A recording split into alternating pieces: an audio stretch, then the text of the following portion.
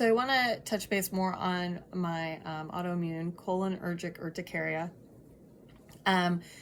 So like I said in a previous video, I've had it for 5.5 years. The first year, it just came out of nowhere. Wasn't sick, wasn't anything. And so the first year, it just slowly progressed and got worse. And then now it's just full blown. So if you haven't seen my last video, what that is my body's pretty much attacking. The immunity is just attacking the skin cells. And so anytime my body temperature rises, that can be from emotions, being upset, angry, crying, if I'm out in the sun, if I take a hot shower, exercise, just even vacuuming the house. It can be in air conditioning. As long as my body temperature rises, then that's when it triggers the reaction. I get full-blown hives.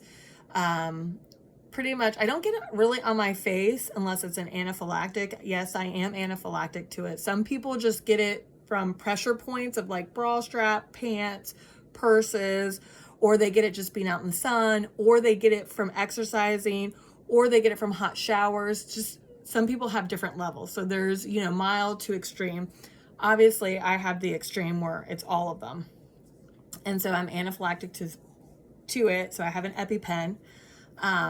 So I went to several doctors and specialists, did full blood panels. Everything came out perfectly normal, healthy. There was nothing. I even did like a hormonal panel, like thyroid, because I had baby number 4. I nursed her for 14 months. And then 2 months after I stopped nursing her, that's when it just came up. So then I was like, well, maybe it's a hormonal thing. And here's the crazy thing. I have 5 kids.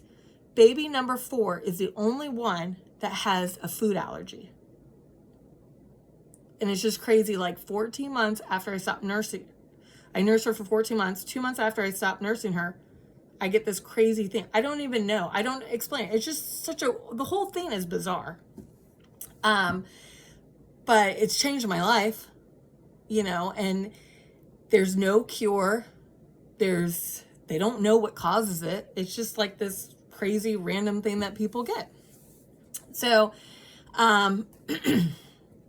anyways, the doctor's advice was stay indoors, take cold showers, very little exercise, pretty much don't live life. That's not realistic. I have 5 children, and it's hard because I was extremely active. I love being outdoors. Like, that is my thing. And I've even had people suggest that I move to a different state. Here's the thing. 2 years ago, I went to Michigan when it was snowing. I went tubing. By the time I went up the hill the second time, full-blown reaction. I literally had to take my gloves off, my boots, my jacket, and sit there in the cold. And the crazy thing is you still have hives even if you're cold. There's times where I have a reaction and I cool myself down and I'm still having the reaction and I can still have goosebumps. It's just like the craziest thing. So no, moving to a colder climate won't work. It doesn't matter because it's also eternal. It's an eternal thing. Then the allergist who I went and saw an allergist, he was the one to finally diagnose what I had. He did blood work. He did like a skin prick type thing. He's the one who diagnosed me. He said, the only option I have is to take an antihistamine. So it could be 1 pill up to 5 pills a day to make it where it just controls it. It keeps it under control. And then he said, if that doesn't work, then you can come in and there's a shot that I can give you once a year, and it's a $10,000 shot, and it's not covered by insurance. Well, that's not an option. I'm like, no, that's okay. And that's not even guaranteed. I could spend all that money and it's not even guaranteed. It's just crazy. So when I saw the allergist, that was like 3 years ago. So I would be on an antihistamine. It could be taken 1 or up to 5 a day for the past 3 years. That's not meant to be taken every day for the rest of your life. And listen, I'm not against medicine. I think that it's done a world of good for people. It's been life-saving. It helps people. But I rather try to do something naturally than just automatically jump on a medicine that I might have to take for the rest of my life. And I was kind of hoping once I hit the 5-year mark, it would magically disappear. But that's not the case. It hasn't. I will say, I had one doctor, I went and saw him, and he said that he thinks I might have lupus. No other signs, no other symptoms that would even make me think I had lupus, except for I had hives. But so I was like, okay. And then I had one specialist I called, went to make an appointment, explained the situation. They said, you're already diagnosed. What do you want us to do? Well, you're a specialist in hormones. Maybe you could dive a little deeper or do extensive testing. But I guess they didn't want to be bothered with that. So listen, there's only so much you can do, you know, and really I was just trying to find answers. I just want to figure out like how, I don't know, how to live with this. And so pretty much my husband did a lot of research for me because, you know, mentally and emotionally, it really is draining. It's a hard, I mean, you totally lose who you were. You are extremely limited on what you can do. I mean, it's just, it really is a hard disease to have, whatever you want to call it, disorder, disease, I don't know. So he looked online and said that there were people that have had this, and what they did was a high histamine elimination diet. And so what that is you would Google search all high histamine foods. Well, those are all foods that we're supposed to be eating. I made a list here. And, you know, I did this for a week. And, you know, it's reasonable to do for a week or two, but this is not a lifelong thing that you can keep doing because these are the high histamine foods.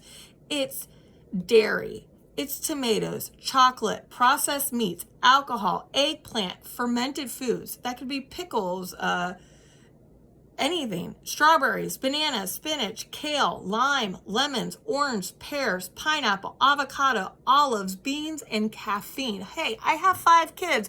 Lord knows I need my caffeine. So that's a lot.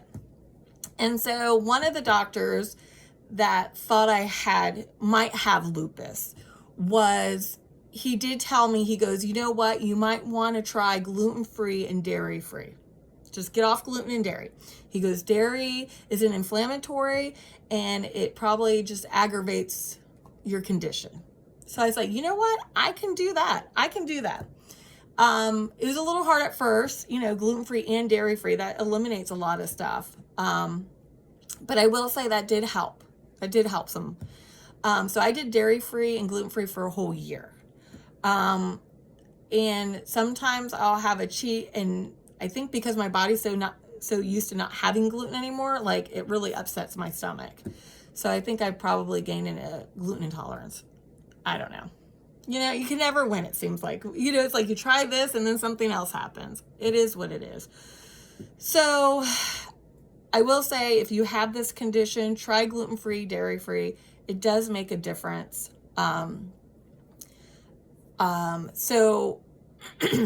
But I will say I do limit the high histamine foods because that did make a difference too. And it wasn't like I was completely cured. No. So, you know, if I exercise, I do it early morning when it's cooler, or I do it late at night, and it's just walking. I can't run, I can't bike because I get triggered super quick and then I have to stop because I don't want to be anaphylactic. So, before the gluten and dairy, taking that out of my diet and watching my high histamine intake, you know, I could probably get around the block once before I start breaking out. Now I can do about 2, maybe 2.5 times around the block and not break out. It also depends on the temperature. I mean, obviously if it's summer, I probably won't make it around the block once.